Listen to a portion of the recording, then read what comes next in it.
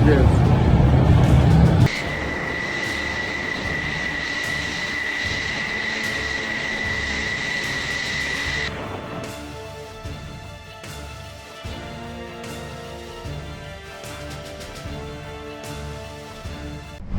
Ukraine के राष्ट्रपति का भावुक संदेश।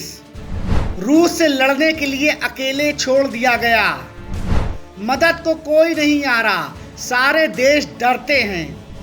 रूसी हमले में अब तक 137 लोगों की मौत।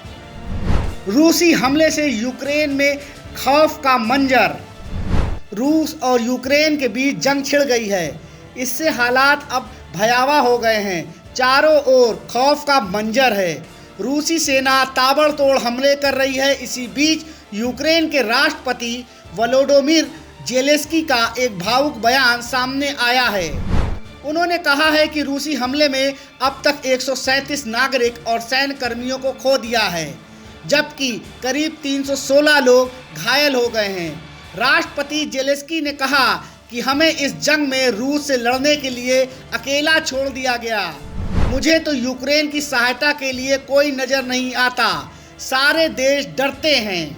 यूक्रेन के राष्ट्रपति जेलेंस्की ने कहा कि रूसी हमले में हमारे देश के जिन लोगों ने अपनी जान गंवाई है वह किसी योद्धा से कम नहीं हैं।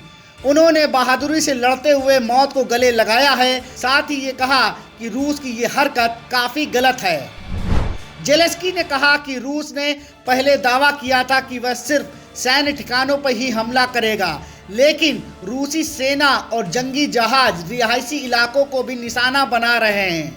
राष्ट्रपति जेलेंस्की ने कहा कि रूस लोगों को मार रहा है, शांत शहरों को सैन्य ठिकानों में बदल रहे हैं। ये गलत है और इसे कभी माफ नहीं किया जाएगा।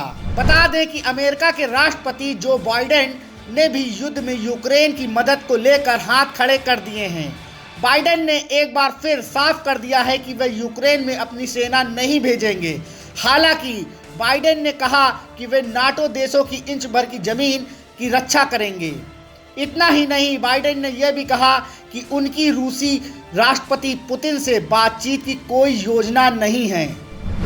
ब्यूरो रिपोर्ट, जेएमडी खबर।